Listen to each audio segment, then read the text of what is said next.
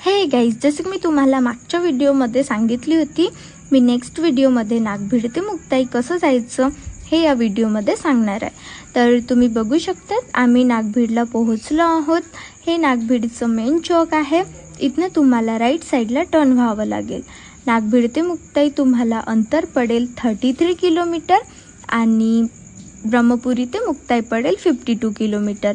नागभीड झाल्यानंतर तुम्हाला एक छोटंसं गाव पडेल। त्यानंतर कांपावरून लेफ्ट साईडला म्हणजे शंकरपूरला जावं लागेल।